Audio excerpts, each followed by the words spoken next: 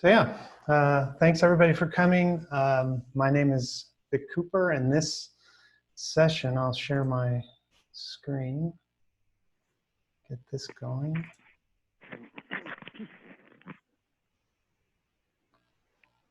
So this session is all about what we believe is future of telecommunications around DIDComm and the work that we've been doing to use SSI as a communications platform. And I think that, the best way to start is, what's the problem? What's the problem we're trying to solve? And, so many people have said, well, the problem with the internet is there's no identity built in. There was never an identity layer built into the internet. And the same is true with the phone system. Whenever you're making any kind of phone call, and every time you're pressing in digits, you're basically going back in time and using an analog system that has no identity layer or no substantial, reliable identity layer. And the problems that brings about is, that it makes it incredibly hard to do simple things, like just to connect. How do you connect with somebody else? We're so used to dialing in numbers and finding numbers. We don't even realize, that what should just be one click takes multiple steps. And then we're always in this position of like, you call into a company and, now you're answering security questions, you're putting in codes, you're doing all kinds of things to identify yourself and authenticate. And then you want to exchange information. There's no other way to do it really than, speaking it out.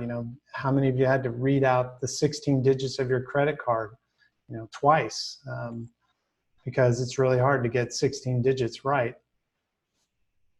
And then what happens if you need to reconnect after that? You're basically having to completely start over to find that number, reconnect, re-authenticate, exchange information all over again. And then overall, how do you keep track of everything? When your issue might be something that doesn't neatly fit into one phone call, it's up to you to keep track of all of that.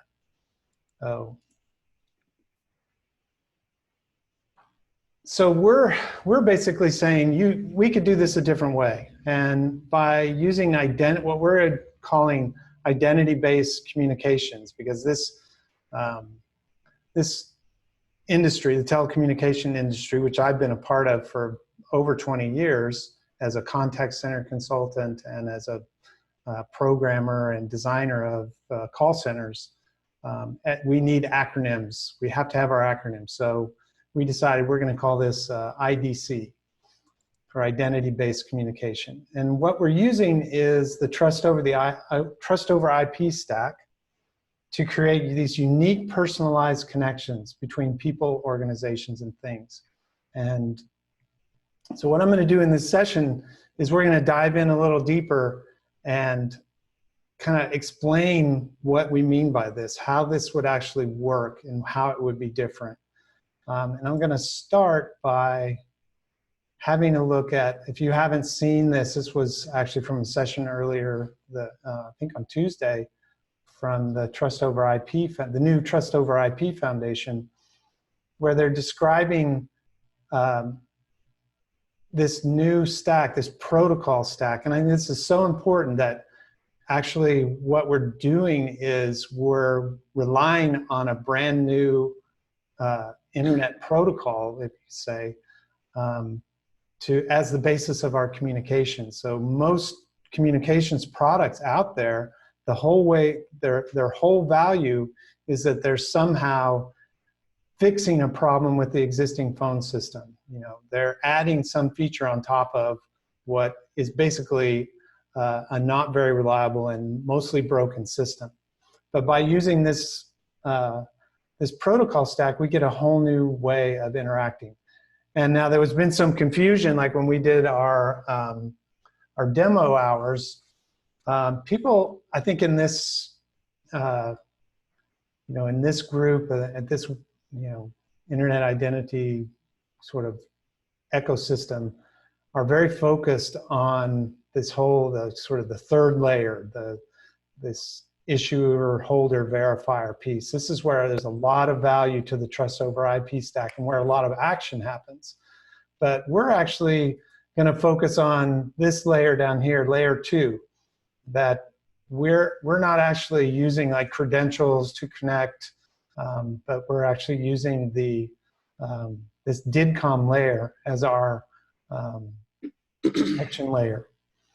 And so just so you understand, so this layer is all about agents and wallets creating these what are called peer DIDs, which are unique DIDs just for the connection. So, the agent has a DID, the other agent has a DID, and then in order to create a connection, they create a third DID, which is a unique DID just for that connection. And this is like the most important thing to understand about, I think, DIDComm, and about certainly what we're doing, is that by taking advantage of this peer DID, we're able to do stuff that, is never possible before. So I'm going to give you and I have to excuse the DIDComm experts in the room. I'm sure I'm not going to get this right, and I trust, and I promise you I'm going to let Seth, who's our CTO, kind of actually do the explaining about this, but I'm going to give you the CEO level understanding of how DIDComm works. And in the context of how do you connect with a company, because I think you can imagine two connections between two different people, being able to chat between two different people. That's not a very complicated thing. But when you start to say, okay, how are you going to use a communications platform to connect between you and a company? That's where it starts to get really interesting. So what happens is both sides need to get a digital wallet. So a lot of people ask us, well, how does that happen? But for most people, this is no different than, say, any onboarding process of a new website or a new company that you want to buy something from. So what these agents and what the wallets do is they store these private keys, and then they're using some kind of well, I'm saying blockchain, but there are other ways to do it than a blockchain. It's just that blockchain is an incredibly powerful way to do this.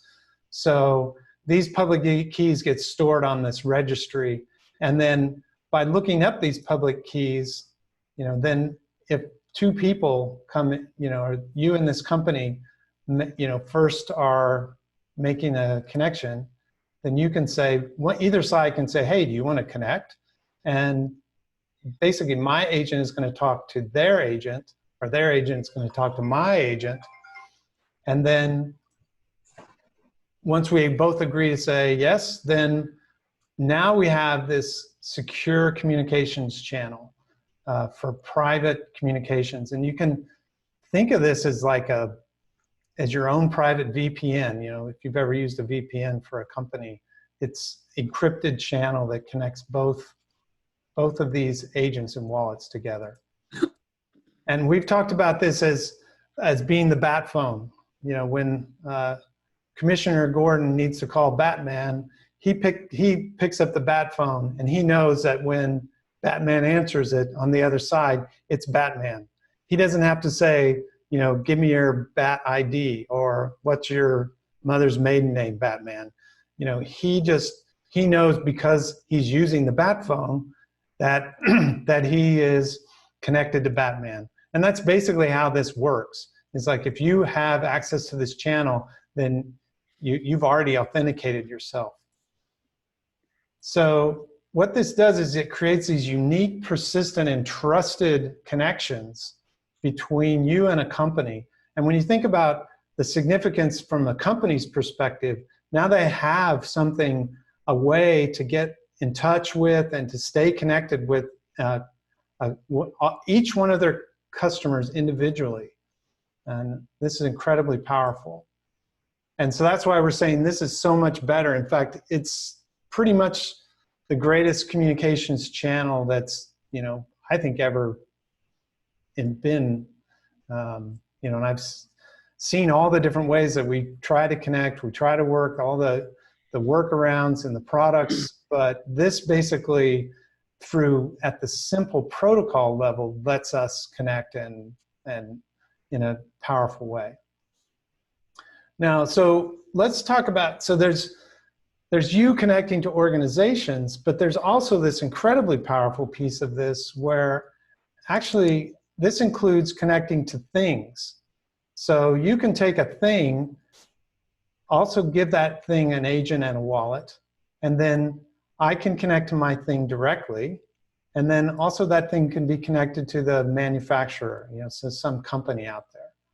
So this is something that has never existed before and unlocks some really amazing capabilities. So this thing can actually, it can be any device. So it can be, it can be a TV, a camera, anything. It can be a smart device, so it can actually open up. You can actually talk to your smart device over this secure channel. But it can also even be any kind of like account that maybe you have at your bank, or maybe your electric service, or anything you want. Basically anything that has a unique number, that is its own unique thing, can be represented by an agent and a wallet, and then you can create one of these connections between you.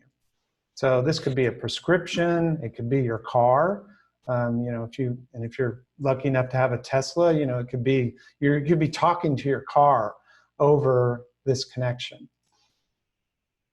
So in our demo, one of the things that we talked about is what's the user experience of having a communications platform like this. And so let's just imagine, you're interested in a thing. So you go out to a store and you want to buy this thing. So luckily for you, this thing has been already set up with an agent and a wallet from the manufacturer or from some company that's representing this thing, right? So that when you take it home, then you can, say, okay, this is now my thing, and I'll scan a barcode or, scan one of these QR codes, and just from that alone, I can create this DIDComm peer-to-peer connection between me and that thing. And now that also opens up a way for the company that made it to ask, hey, do you want to connect? Maybe for a warranty or just for ongoing customer service. And now we have this really, this kind of three-way channel between us and all these things and the companies that we're working with. And we showed in our demo how you could use this to enable what we're calling one-click customer support. So if you wanted to get customer support for your thing, you could just go to your app, see the listing for it, and press one button. And by doing that, the company would already know who you are, what the exact thing that you own, and would be able to then help you out immediately on that. So that's my interpretation of how it works.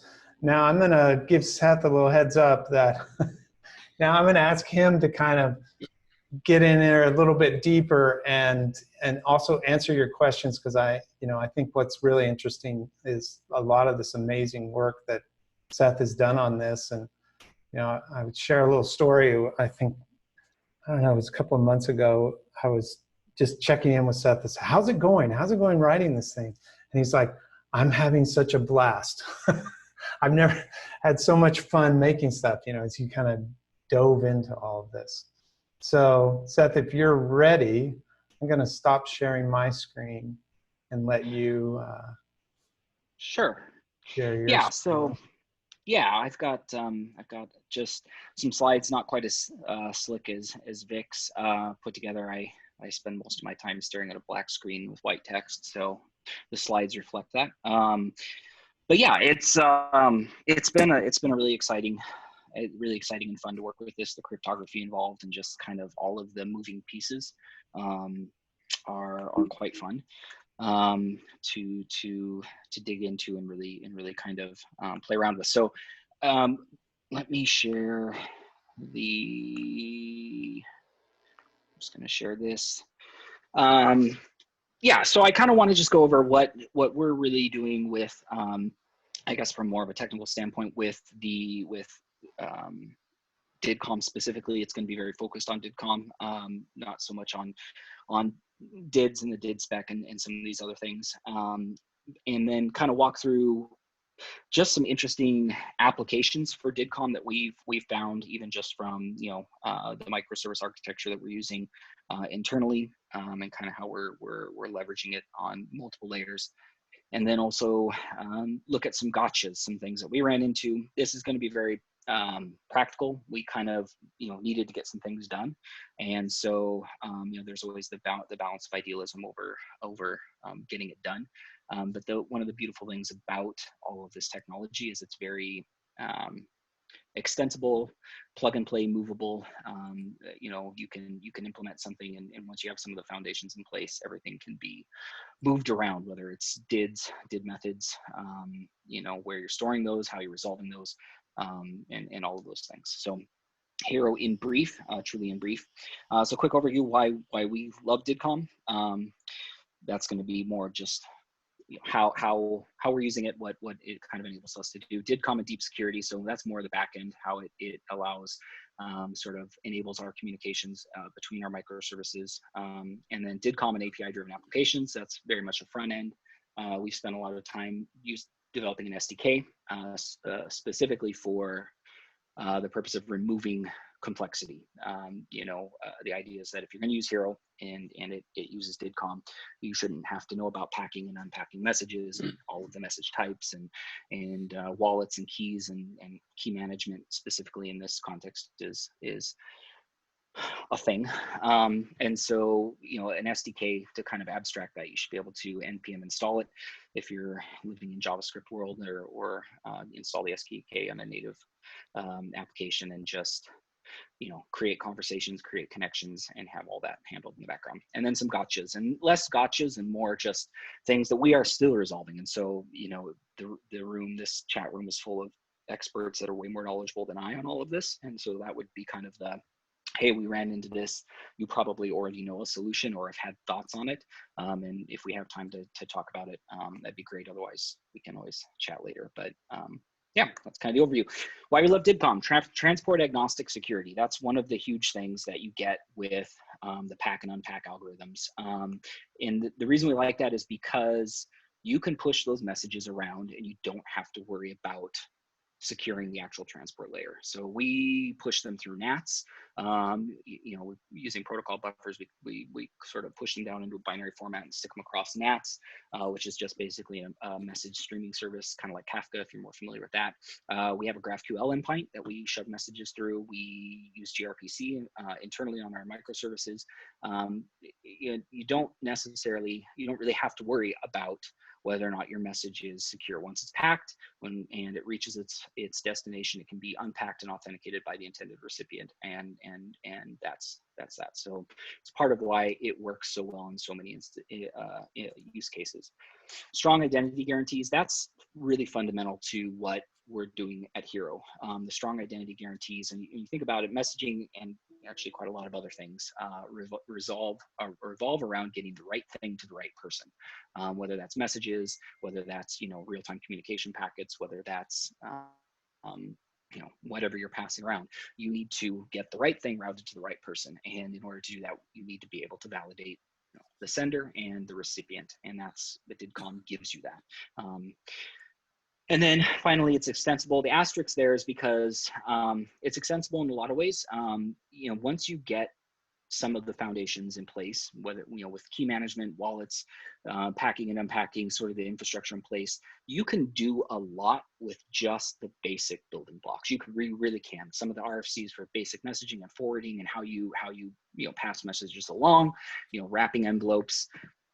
that's really powerful, and it's really simple in a lot of ways. It's difficult in other ways. That's part of the asterisk, but fundamentally, there's a lot of sort of elegance, simplicity involved in it, and that's means you can do a lot with some of the basic building blocks. And that's part of why we love DIDComm and why we've used it so extensively, because it just works in a lot of different situations. So DIDComm and deep security. Deep security, I remember hearing that a couple years ago at a Kubernetes conference. Some engineer at Google kind of mentioned it about their infrastructure and in the context of like Istio and service meshes, and the idea of like, even if you have services that are communicating, they shouldn't trust each other, because implicitly you shouldn't have any implicit trust in your infrastructure for a lot of reasons. But DIDComm, the way we're using it on the back end, we get a lot of the deep security without having to run the complexities of service meshes and some of the other things involved with that. Mutual authentication, the intended recipient is ostensibly the only person who can decrypt that message. You can also, the inside the envelope, you are given the keys to validate who actually sent it. So assuming the message is sent to somebody who can decode it, you have that mutual authentication. Access control becomes very, very easy, again, because if you're able to receive the message and read it, you know who sent it, and you're the intended recipient. There's a lot of sort of identity baked into the message, which makes access control, specifically in the context that we're using it. We have conversation microservice, we have an RTC microservice, we have obviously user agents, agents that act on behalf of other individuals, and passing messages around. We're able to make intelligent decisions about whether it's RBAC or some other access control mechanism that you're using, based simply on the fact that we received the message and we're able to understand it. And then that gets to the simplified architecture, and the sort of is because, DIDComm, for all of its simplicity, requires quite a bit of infrastructure around key management, wallets. There are some complexities in there, but it's simplified compared to running, for example, a service mesh on Kubernetes, and trying to bake your some of this deep security into that layer. So that's really helped us, I think. And just in case you haven't gotten the picture, we use DIDComm to communicate in between all of our microservices on the back end, because that allows us to essentially do really intelligent tracing of the request. It allows us to do, strong identity of who's talking to whom with what request, even as it passes, even as a particular message potentially passes from service to service. And then because everything is encrypted using a unique set of keys, your attack service is minimized if something gets compromised. Your attack service is very much minimized. So I've run a lot of service meshes and done a lot of ops work, and this just makes life a lot easier compared to that. DIDComm and API-driven applications. So this is where it gets interesting when you start talking about front end communicating into your API. So this idea of embedded wallets and static connections. There's still some question marks that I have around some of these things, but essentially with our architecture and the SDK, we're packing DIDComm messages at the browser and sending those through the API, and then those get only the intended agent on our end can decrypt that and then decide essentially how to act on behalf of the API request.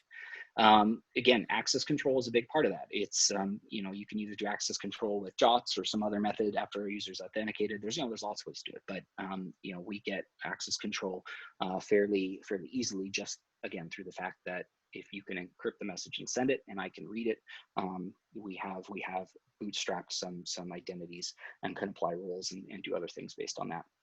One thing that we ran into, there's this lovely async event bus command pattern, whatever you want to call it, that's kind of baked into DIDComm. I send a message and it's a one-shot fire and forget. And then I get asynchronously, I get a response back. Works great in a lot of areas. APIs tend to be call and response. And so that essentially what we've done with that is added API response envelopes. So I send a message into the API. and I can get an envelope in a response. Like I said, that breaks the async, and there are ways around that. Particularly stuff that we're doing with the real-time communication is all you send messages in, then you subscribe to an event bus to get information back. I know there's ways to do things with webhooks and otherwise, and we're still kind of working through how to get all of those things implemented to make it easier. But for our purposes and sort of the initial way we've implemented it, it actually works quite well to send a message in and get a response back. Again, if it's a DIDComm envelope and I can decrypt it, then I know who sent it to me, or I can validate the response that I'm getting back. And so we're using DIDComm not in a purist form, but as a very practical way of doing API communications. And again, all in the SDK, abstracting all of that complexity so that, if somebody installs the SDK, dumps it in their app, and now they can communicate using the SDK to our API without having to worry about, what's the pack algorithm and how does that work, and how do I need to encrypt, and what do I need to push? What buttons do I need to push to get it to work? So DIDComm gotchas. Moving briefly into this, there's a lot of assumptions in the documentation. There's a lot of domain knowledge, and I'm constantly amazed at again, the people in the audience here who have all of this in their head and have driven this.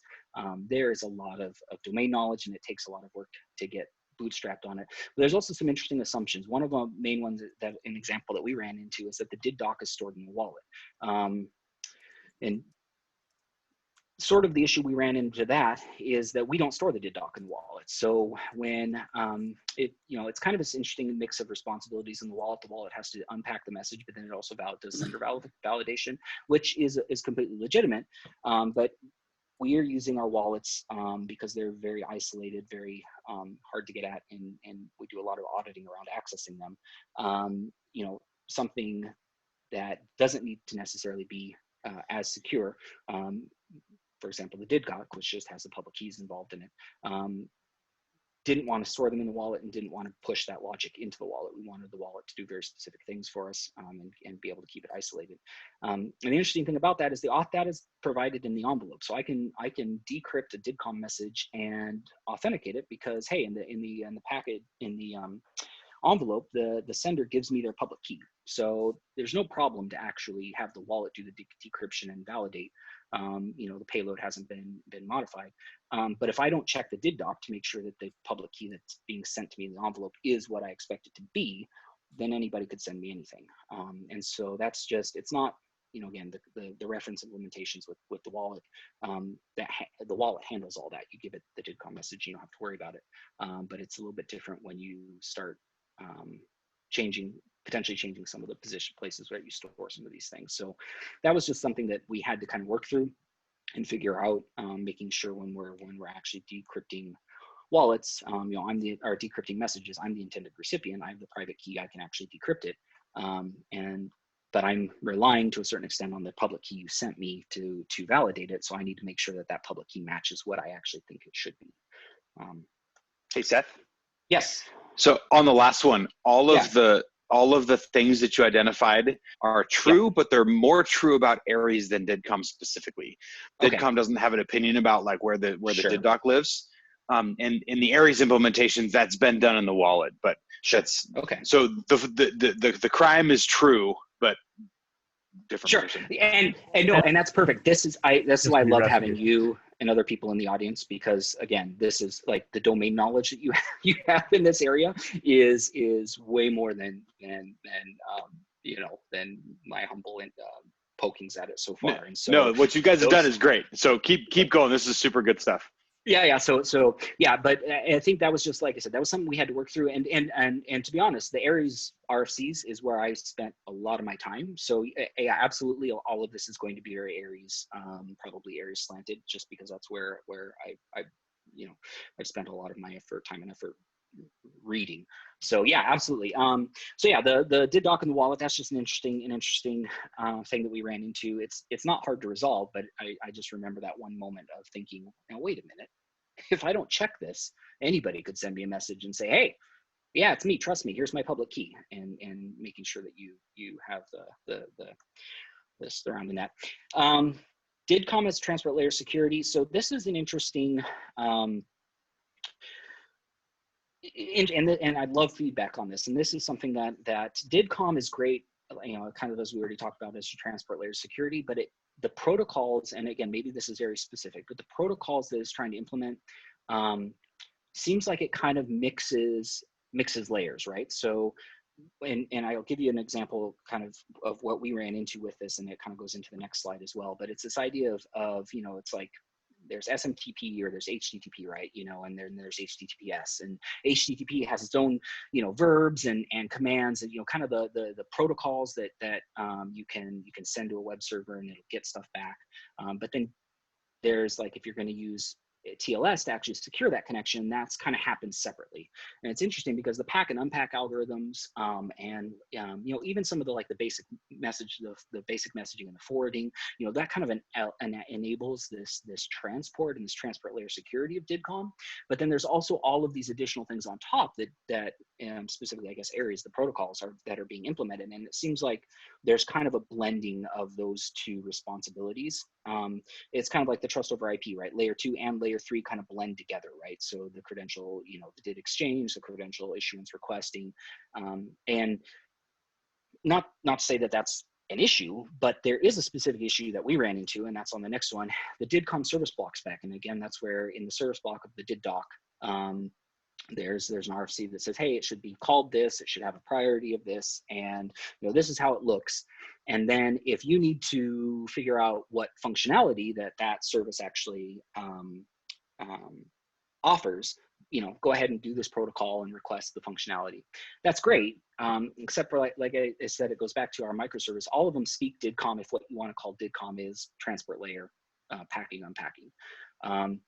What we ran into is if I have a conversation service, or I have an RTC service, or I have a user service, or I have some service that I want to route a message to in the DID doc, I want to be able to call that service, you know, whatever the heck I want to call it, because I need to route messages to there. I don't want to have a DID doc that has listed, hey, if you want to send me a conversation message, send it here. If you want to send me a, you know, real-time communication request, send it here. If you want to send it, you know, do all these other things, and then have to essentially have 3, you know, DID doc or DIDComm service descriptions, and then query each one to find out, you know, what they support. And because all of our services pretty much don't support many of the Aries protocols, we support the ones that we really need, and then you know, other ones we're not as interested in, and probably won't support those. We have pretty thin agents, if you want to call them that, or pretty thin services. But it's an interesting dilemma that we ran into, especially because we're passing DIDComm messages around a lot of different protocols, gRPC, HTTP, you know, using protocol buffers to do a binary packet over NATs. And you know, we're relying heavily on DID docs to figure out where those messages should go. But if we have to have a very specific service definition, you know, we don't have the flexibility. And I definitely don't want to, particularly on a busy conversation server, have to go query a bunch of you know, service endpoints to figure out which one I should actually use, especially when, you know, our conversation service only supports our conversation message types. That's all it does. So yeah, that was the other gotcha. And so that's the thing. Is it you know, should we have like a DIDComm:///DIDC, you know, but that doesn't quite fit. And again, I think that's part of the, you know, is it transport layer? Is a higher level protocol? And I'm sure lots of people have done a lot of thinking about this, and you know, we're kind of the new kids on the block saying, hey, I'm not sure how you do this, and there's probably easy answers. But that was one of the things that we ran into with Seth? routing. Yeah. Just wanted to pause because I see Drummond's got his hand raised. Drummond, did you want to make a comment? Yeah, I did want to come in and say 2 things. One, sure. The fact that the DIDComm working group has not laid down, here is the service endpoint type identifier for a DIDComm message. I mean, for a DIDComm endpoint, is something I was not aware. I'm on that working group sort of sporadically, and had someone told me that, I would have gone in and whipped them all with a wet noodle. So, and now I'm going to go get a bigger wet noodle. So, Sam, Is this why I'm grateful we're virtual and not in the same room, Drummond? That's right. That's right. This is my virtual wet noodle here, okay? And I'm whipping you, okay? So Go keep going. You had something more to say. Yeah. The second part too was, I think it's super important. And one of the reasons we're really trying to be clear on the trusted IP stack, DIDComm is layer 2. It's layer 2. It's layer 2. It's the thin waist protocol, okay? Everything is layered over it. We do need clear separation. And if we don't have clear separation, that's the second wet noodle. All right. I'm just full of them here. I'm going to be slinging wet noodles all over.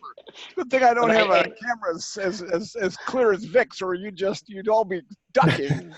Well, and I don't want to get anyone in trouble, because honestly, it's probably me not reading the documentation. That's really probably where the error is. And so and this is part of why I'm so excited to kind of have everyone here, because, point us in the right direction, tell us, how can we do it right? How can we do it better? Because I'm sure it's probably either a lack of my comprehension, or potentially a lack of documentation, or maybe I blended something wrong, and that's something I'm not understanding. So yeah, feel free to. So and I think, am I allowed to defend it? Am I allowed to rebuttal? Well, Sam, I'm just a little concerned if we go down this rabbit hole, then it's a great conversation, but I also want to make sure people understand, how this enables us to, do telecommunications. Sure. Before we work out the DIDComm spec. So my answers will be pretty quick, and I don't know that we have a lot of conversation necessarily to have. One, the DIDComm working group is working on version 2, and you're working on version 1, which is great that you're doing something now. The version 2 will declare what that is, and it's likely to be DIDComm // I'm not in a flaming hurry, Drummond, because that's actually a really nice gatekeeper to prevent people from implementing the protocol that is not yet decided. And so, so that's one of the aspects there. There's something else that I wanted to touch on, though. We have struggled as a community to make sure that we get all the super relevant stuff out of people's heads and onto documentation. And so criticism is very deserved there. And that's something that we need to do. Your service discovery thing is interesting, because we have designed on purpose for there to not be the publication of services in a DID doc, for the purposes of avoiding fingerprinting on a user level. If you see all of the various protocols that I support, particularly if they're interesting protocols, there's not only the knowledge of some protocols that I may not want to reveal, but there's also the ability to fingerprint me by the protocols I support. And if I have multiple peer DIDs that I've issued and they all have the same fingerprint, then that's a problem. But what you bring up is something where privacy is not super an issue, which means that it might be efficient in some manner to handle that a separate way. So I don't have an answer there, but I appreciate you bringing that up. Sure. No, the fingerprinting makes sense. That makes a lot of sense. I know you all work very, very hard, and it's very apparent to the whole privacy by design, and so and part of why we love DIDComm so much, and so that makes a lot of sense. I think again, it's that idea of and if the new spec will solve it, the sort of the DIDComm or the DIDComm // that would help us greatly, because we could just say, hey, conversation service knows how to pack and unpack messages, and then we can route it there. Would be a little bit more difficult for us, because we have to then mix in, well, is that an HTTP endpoint? Is it a gRPC endpoint? Or are we just shoving something across NATs? And so there'd be some stuff to work through, but that would be helpful. So no, I appreciate it. I think like I said, I think a lot of it's probably just either we need some more time with the documentation, or it sounds like y'all are working on these things. So perfect. Yeah, so I don't have a lot more. That's kind of the end of the slides, I guess. Kind of to sum up what DIDComm really gets, us and why we're really so excited about it, and quite honestly, DIDComm the Earth. It's kind of I think there's so many applications for using DIDComm for so many things, and it really is the back to that slide about the mutual authentication, the identity baked in, and then it allows for a lot of the security. And, you know, I know Vic kind of promised that we would talk about kind of WebRTC and the RTC stuff and how we're doing that. A lot of that is enabled because you have services that have, you know, are acting on behalf of entities that have wallets, that have keys and have the ability to create new keys and create unique connections. And the beautiful thing about WebRTC when it was designed is that they did not specify the transport layer for negotiating the sessions. So all of that is, you know, there's definitely messages and message types and things you have to send back and forth, but you don't have to send them back and forth in any particular way. Pretty much everybody does it over WebSockets, and that's great, but you can definitely do it over DIDComm. Once you have that piping in place, a lot of that, it becomes very, very, not trivial, but very easy to do within that framework. And you're able to essentially negotiate unique session keys. So everything, you know, you have to use TLS over WebRTC, but you can definitely tell what keys you want to use to bootstrap those conversations. So essentially our conversation service, which handles, you know, messaging, file uploads, you know, it's kind of our hub for the conversations and the rich conversation objects we created. It also provides the ability to negotiate those keys, and then you can go to the RTC service, and when you connect to a conversation, you can get, you know, for a fact that, you know, the conversation you're connecting to, or the RTC session that you're connecting to, is, you know, has been derived from the conversation that you think it has been derived from. And then whoever's, you know, the service that's letting you into that can validate that that you actually should be there. And so it's, I think a lot of what DIDComm enables, because it has a layer, you know, it has the layer on top of the keys and the key management and the wallets, is anything that requires that you get kind of out of the box.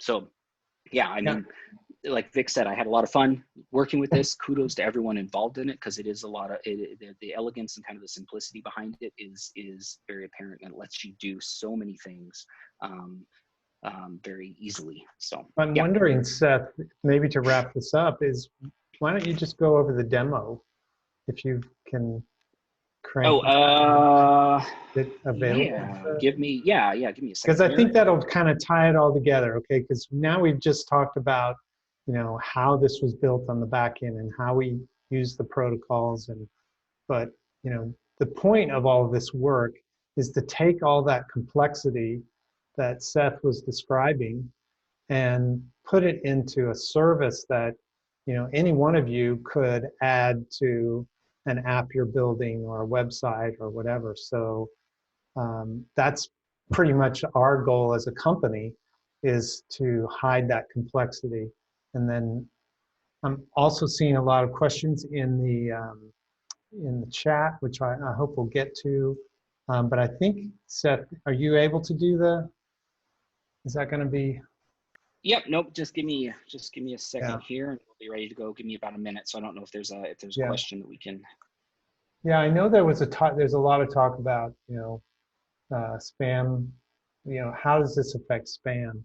And you know, I think the thing that we look at is that the way people are connecting right now is, like, because the phone system has no identity layer built into it, it means that people are allowed to make anonymous phone calls, basically, which is what a spam call is. You know, when you get a robocall, you really don't know who is on the other end of the line. If you're like me, I no longer answer calls that I don't recognize, or even some that I think I recognize. I'm like, I'm not sure I'm going to answer that.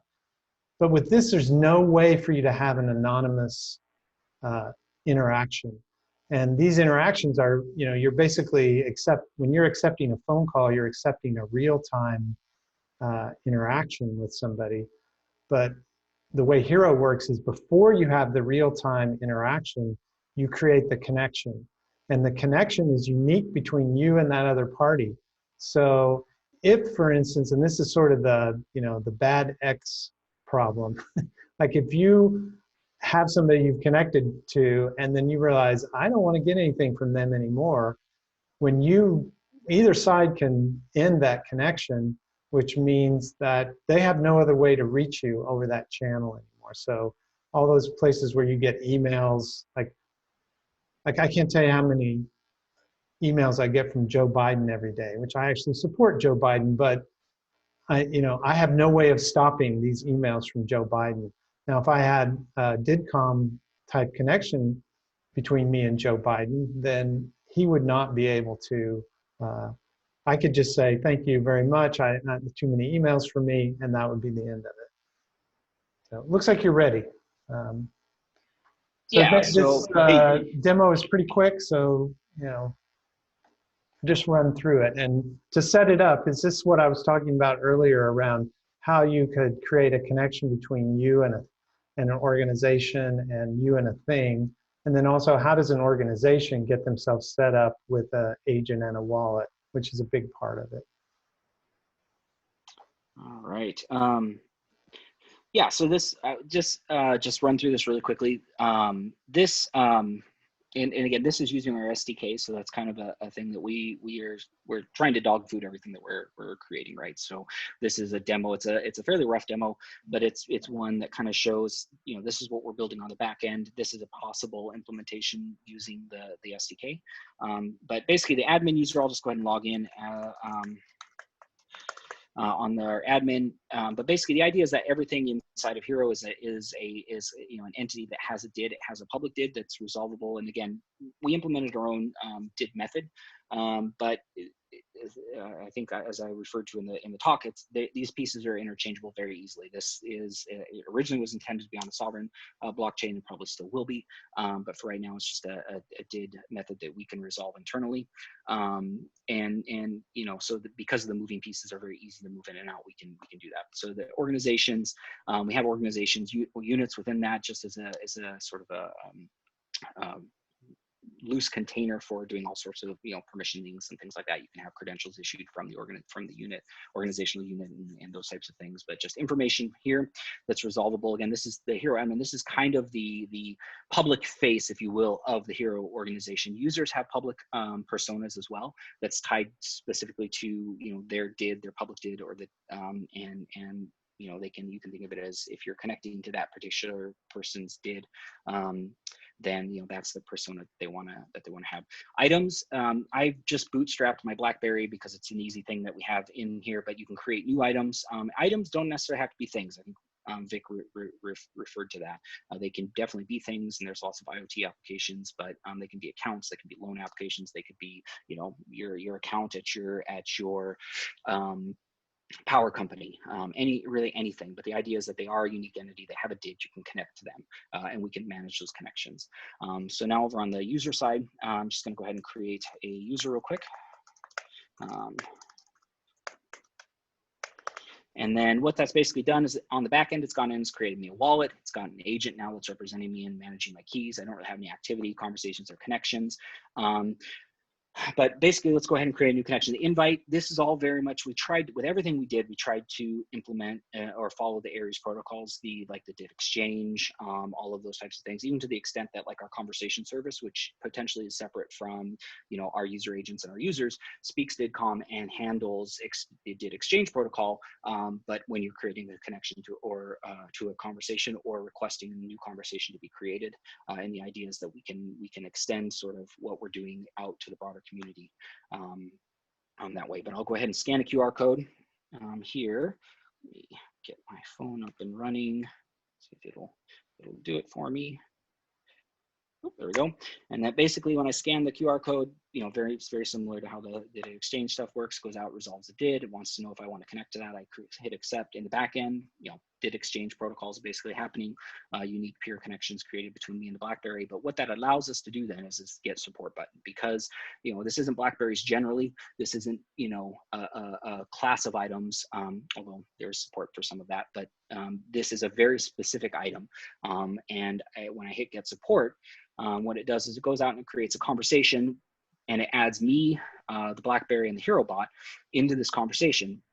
But we know that we have strong guarantees of the identity of everybody in this conversation. Again, the HearRo bot, while it's a generic piece of software, it has unique connections both to the items it represents and the conversations that it's creating. So we have strong identity guarantees across all of these players. And then, you know, all the same caveats apply with the deep security, their unique connections, and all of those sorts of things. But if I start typing and say hello, the HearRo bot responds back, howdy, how are you? I just say, I need some help. Is there an agent? And then it asks if I want it, speak with an agent. Yes, I do.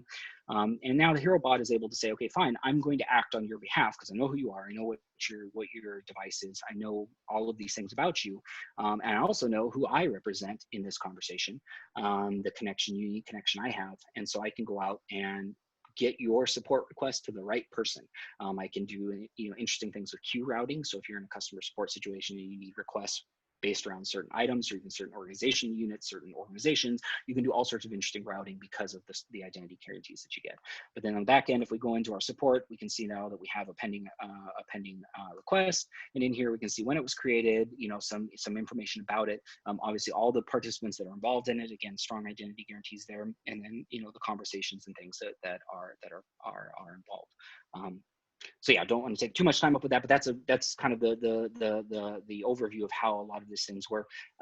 We didn't have time to get the RTC stuff in here, but it's very similar in that, you know, inside of that conversation object, I don't think I showed you, you can actually do file uploads and things. And again, it's the same type of idea where you're pushing files that are represented uniquely, come over your encrypted channel to the conversation. So we know absolutely once the file arrives, who uploaded it, and can track everything. And then we're able to do permissioning and all sorts of things around those file uploads. And same type of thing with the WebRTC. So. Awesome, great. So do we have time for a question? Exactly, that's where I was going to go. So I think, Seth, if you stop sharing your screen. I think I did. Is it still shared? Did you? I think so, yeah. Maybe it's just on my end. Let me close out of the, it's the... Yeah, I think you did. Okay. The Linux client has all sorts of issues on Zoom, so. Yeah, so of course, I mean, I'm sure this session we're, you know, just going to open up a lot of questions that, you know, we probably won't have time for. But yeah, let's just jump right in. Sam, why don't you go ahead? I think you're doing something really neat. And I wanted to ask this for the demo, but I don't want to plug up the demo time when I saw it yesterday.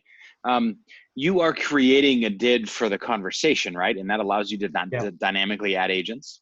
Yes. Correct. Not only agents, so like when you saw that the item was a member of the conversation. Like right, well, the agent for the item, right? Yeah, and then also the bot that represents the company as part of the conversation. And then when the agent, the live representative, gets added, they'll be part of the conversation too. So this is, there's a couple that in the chat, we've been talking about group membership, and there's two styles. One, of course, is the multi-encrypt thing where this is the group text kind of analogy where I might send out a message to 6 people and I encrypt it so that they can all get it, et cetera. That works well for small groups. But the management of adding someone new to the conversation is hard. And so I think you've done something that's really, really neat. And that's the second style of group management, where you actually have an agent that manages the group, if you will, and mediates. So it takes the messages that come in from everybody and then can resend them out to everyone that's in the conversation. And there's a number of advantages there. Some conversations legally require auditing. And so the bot could do that. It can also store the messages and allow them to be viewed by new participants in the conversation instead of just the ones that were, already had the keys managed by the time the text was sent. But this is, I think that's what you're doing. And if so, this is the first case of managed groups that I've seen in the wild using DIDs and DIDComm. Is that what you're doing? Yes, no, I mean, pretty much exactly. And for those exact reasons, we played around with a lot of, the conversation object was always very important to HearRo as a concept. And, the how that is able as a container to contain, real-time communication recordings, documents and messages, and there needs to be multiple participants. It needs to be dynamic. I mean, there's lots of requirements around that. And so, yeah, pretty much for those reasons and others, that's it. That is what we're doing. It is essentially a conversation station service is an agent acting on behalf of that conversation and managing a lot of those. And the thing to understand from a telecommunications perspective is that, you know, when you think about it now, when you call into a company, you are in a sense choosing the channel first, and then you're creating a conversation. And the way we do it is the other way. So we create the conversation first, and the conversation is just an object. It has nothing to do with the channel. So when you're actually wanting to connect to an agent, you're not on the phone waiting. You're not having to, be synchronously waiting for somebody to pick up. You can basically send a request out for a live interaction and then go on your day. And then when an agent is available, then you can choose the channel that you want to use with that agent. So maybe at that time you want to just message them because you're in a meeting, but then the next time you're in a car, so you need to talk on the phone. So this opens up, the conversation itself is persistent and can span many interactions.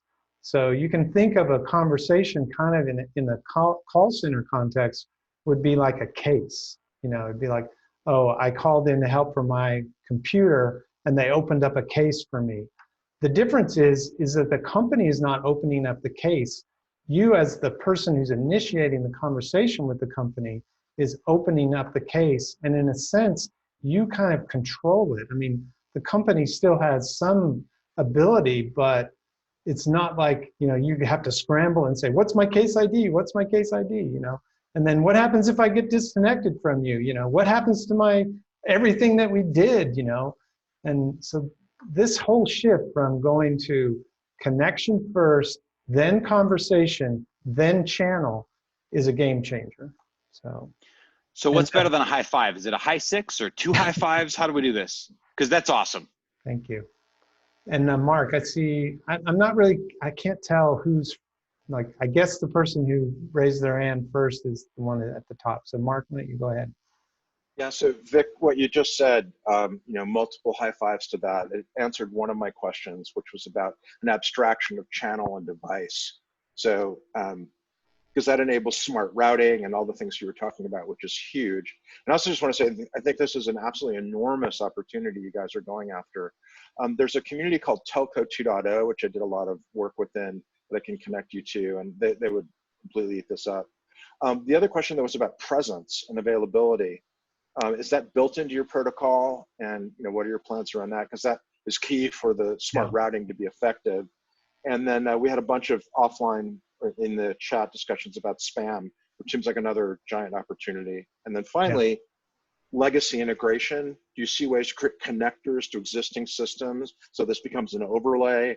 And from the user point of view, it just works and I can use the devices I already have.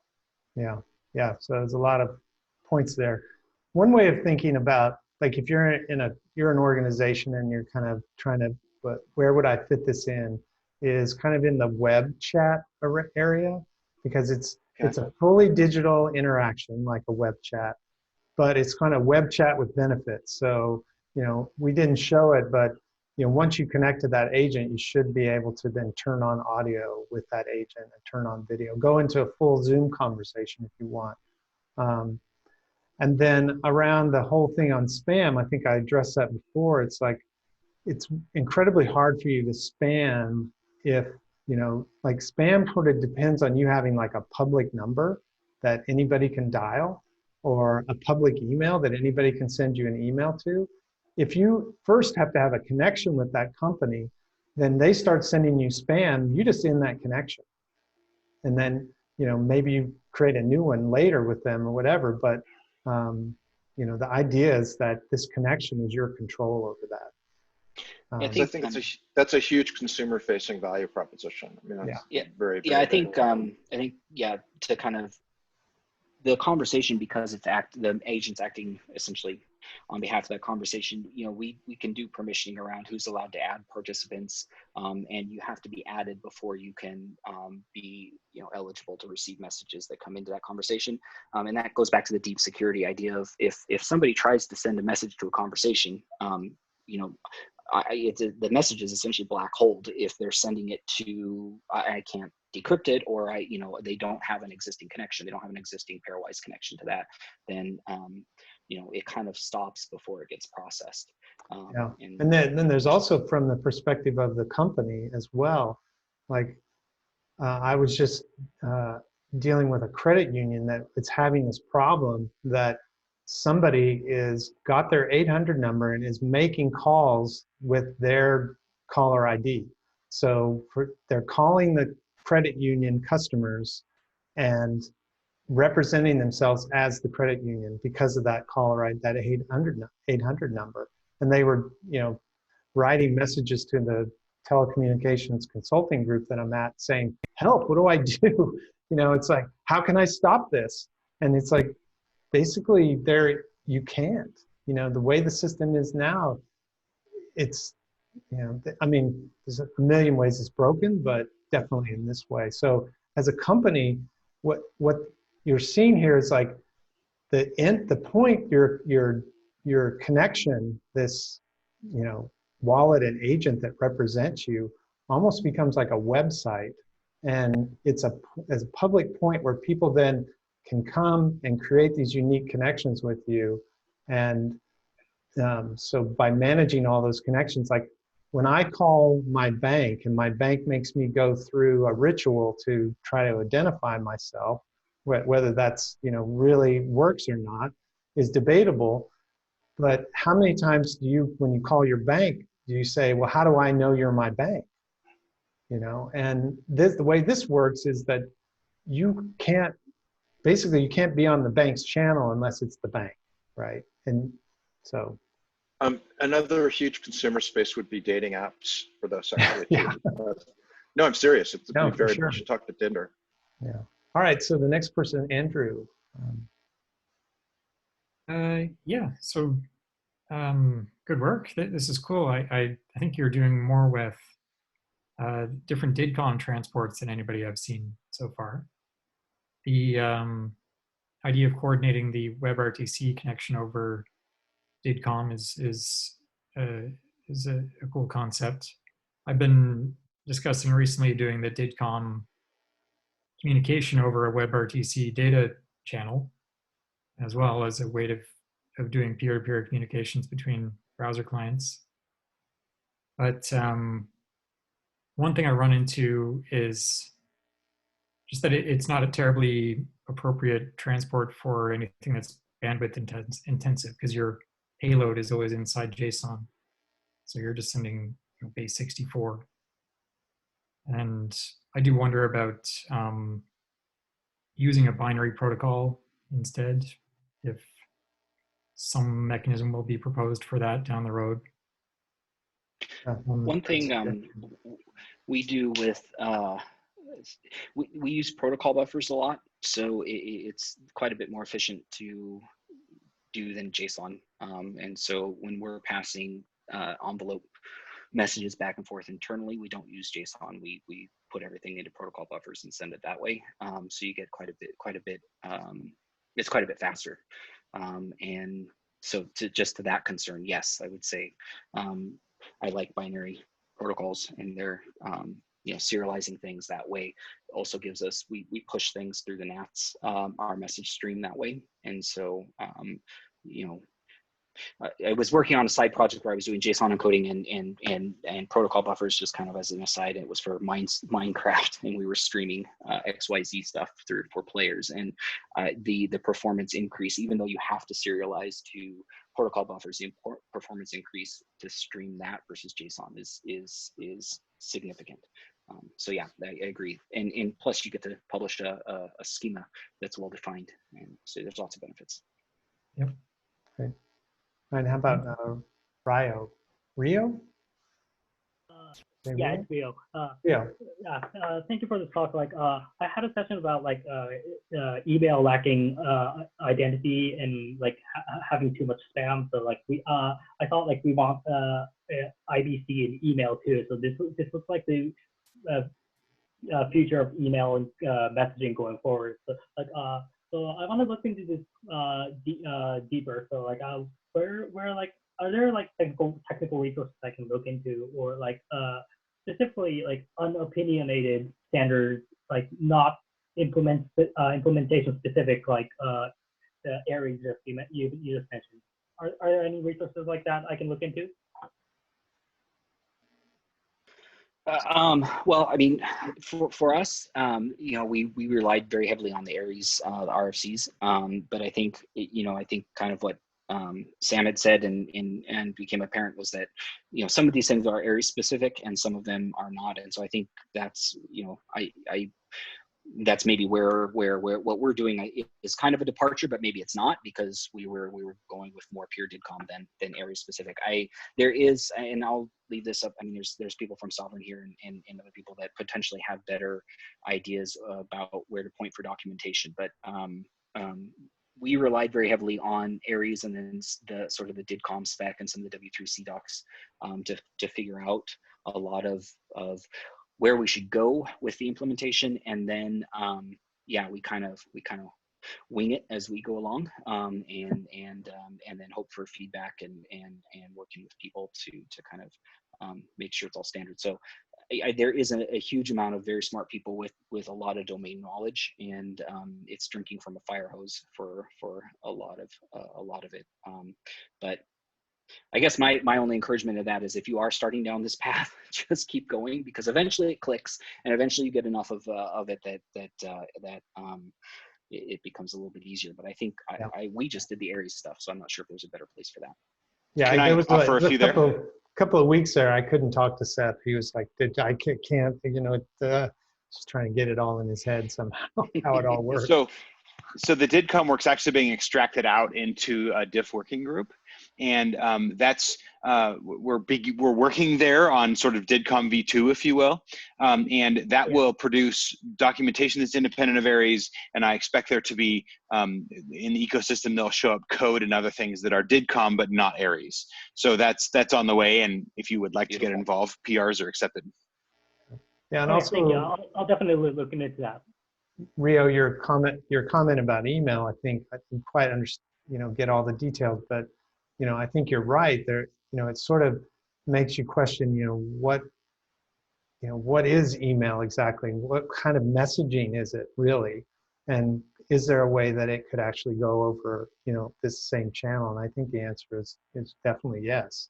It's just a different type of it's sort of like a non-asynchronous message. Or yeah. Anyway, so Ben, you're up next. So I came in a little bit late, and maybe I missed this in the demo, but I saw the demo, and it was an example of like me as a customer reaching out to try to get support.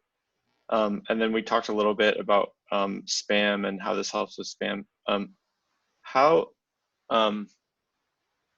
So one of the problems with spam and with email, whether it's phone spam or email spam, is that my phone number and my email address can get shared around to people, and then there's no protection for me on the inbound. But the nice thing about being able to share it around is like my friend can give my other friend my phone number. So how like in this world, how does inbound happen to me when I actually want it to happen? Like what's it like for inbound to get initiated? Yeah, and I think in our existing environment, the simple answer is your friend could just, email you, But now, if you wanted to do that sort of introduction thing completely over DIDComm, then somehow they would need that either that QR code or that URI to basically initiate the connection with you. There are in the Aries RFCs, there's introduction protocols and there's DID exchange protocols. It's a way of bootstrapping those connections, kind of like you say. So it's very much you think of it as white labeling though. So your friend can give somebody else your email, but then before they can actually spam you, you have to agree to create a connection with them. For our purposes with the conversations, when you create a conversation, again, because it's managed and it has its own set of keys and its own unique connections into it, we can do permissioning around. I'm connected to user Y, and I want to add them into the conversation. I can do that, or I can even, like I said, we try to do the DID exchange and follow those protocols as much as possible. There's actually a way to invite another user that you don't have a direct connection to a conversation, and handle the whole DID exchange like that. So they're connecting to a conversation, not to you directly.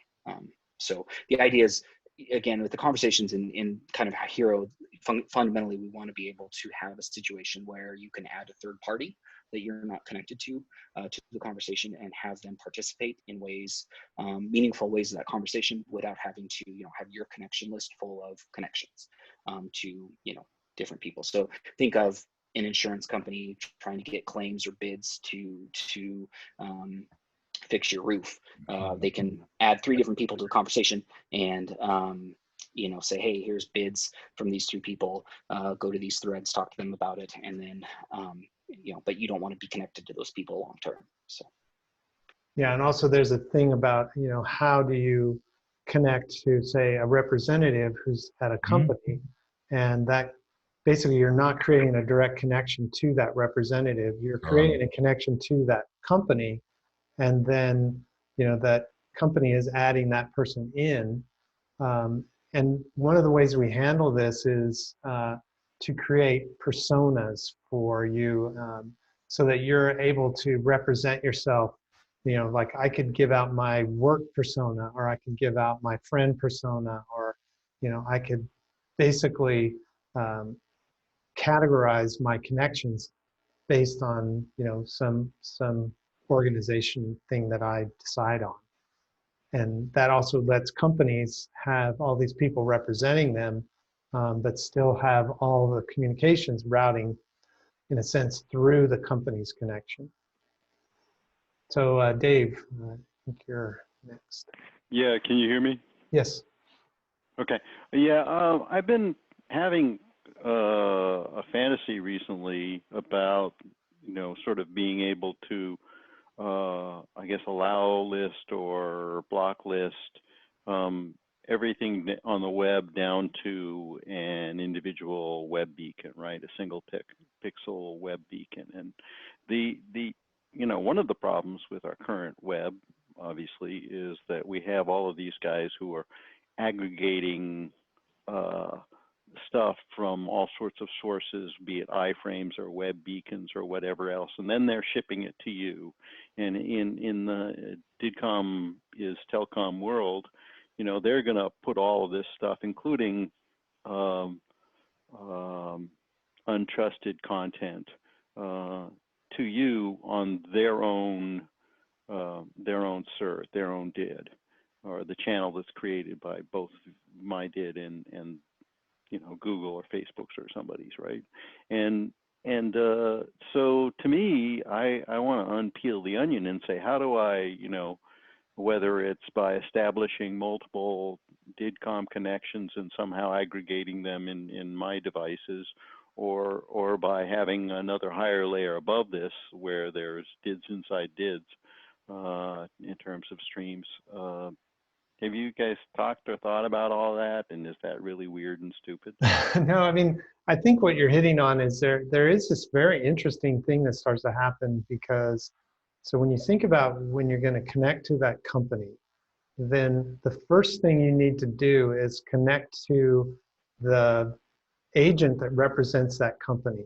Now, in some ways, you could think that that's, the way it works now is that's generally a website, right? So then what happens once you create that your unique connection with that website or with that organization, then they could use that connection to send content that's specifically for you. And in the context of what we're doing with HearRo is that, you can think in terms of when you call up a company and you go through an IVR, and if that IVR knows who you are, then they're only going to give you choices that are appropriate to you, right? They're not going to give you a list of products you don't own or something like that. And you could take that and go even further of where, I basically could go through this channel and know that, everything that I'm doing with this company is in a sense happening through this VPN, so to speak. And I think it does that first step of when you're actually just talking to the virtual organization before you actually talk to a person is a fascinating area. Now we're just trying to get it so that you can get in and go to that person as quickly as possible, Right. I mean, obviously, if you have a a good citizen, right? They're going to set up a connection with you. You're going to set up you think they're trusted. Basically, they've never sent you any bad content. Everything they've sent you, you like, and all that. And then, but very, very quickly, organizations have incentives, not because they're malicious, but because, it seems like everything becomes a gateway where it's aggregating all sorts of various things from various places. And maybe it's because some of the content they want to give to you is something that they're getting from somewhere else, and it makes their life easy not to write some code and all these things. But pretty soon you have, yes, I have a trusted connection with you, but you are pulling things from a whole bunch of places that I can't find it. And I guess we're not going to solve that problem here or now. But it is an interesting point, and the power of these connections is pretty. We're only scratching the surface, I think. All right. Well, are there any other? I think Ben, did you raise your hand? Yeah, I just have one more follow-up question. So, again, thinking of this as spam, or just, I'm just trying to connect it back to fundamental trust, I think. So, if I'm reaching out and I'm trying to get a hold of some company, how do I know that I've actually connected to the right company if there's a bunch of like fishers that are out there trying to use stuff that looks like a company? And what I mean is, I'm a fairly like tech unsavvy user who doesn't know anything about DIDs, and don't understand how any of this works. And I'm just looking at like the icons that show up on my screen. Yeah, and it's an interesting question. I mean, I think this process of how does a company establish their DID and how that DID is sort of certified is a very interesting area. I know that this is a part of where there's a trust framework. There's like a there's an element of human trust, or there's actually going to be organizations that probably will certify that company in some way. And so just like now when you go to a website, how do you know that that website is really for that company? And then that problem's kind of existing, but I think this is a problem that SSI should be able to fairly straightforwardly solve. So,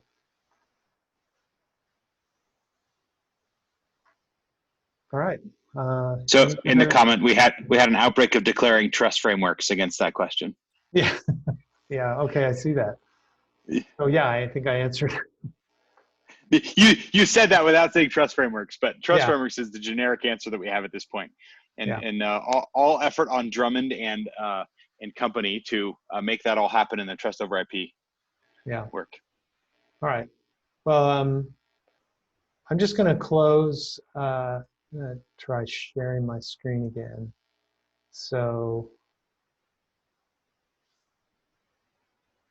I think the thing that this raises is the possibility of having communications with companies where you no longer need password, PINs, or ID questions.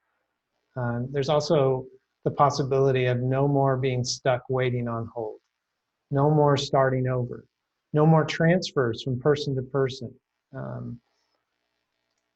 and that this whole way of communicating is going to unlock these incredibly interesting, faster, better business process. It also reduces a tremendous amount of reducing of risk and liability and compliance costs. And we already talked about this kind of one-click customer support. And that sort of points to this point I made before, which is the whole purpose of this is to reduce effort. I really feel like software's #1 goal is to take something that's really complex, like DIDComm and connections and all of that, and bring it into something where what used to take me, 10 steps now takes me, 1 step, or, even on, 100 steps where it can be for some of these support phone calls. So,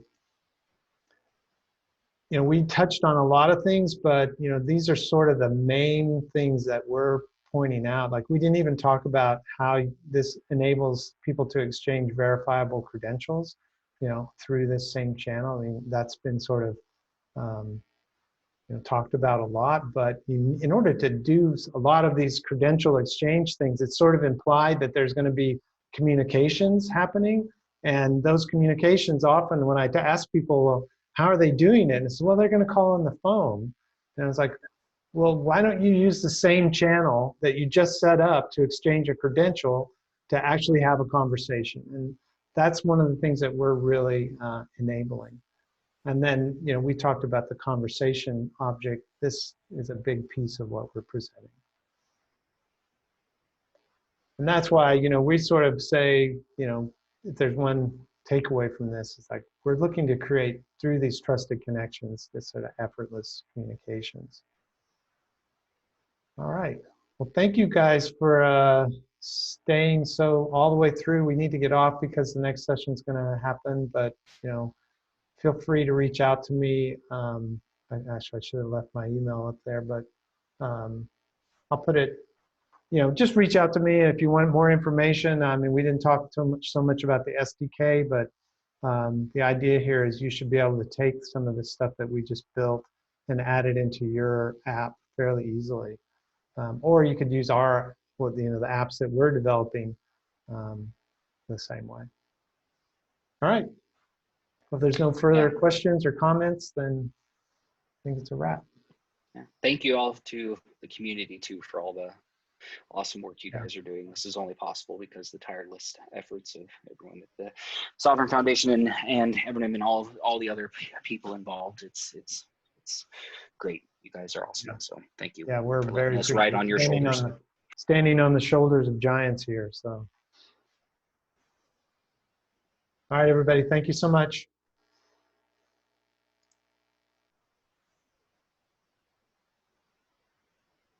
Yeah, and I'll find a way to link to this recording at the end. So, you guys want.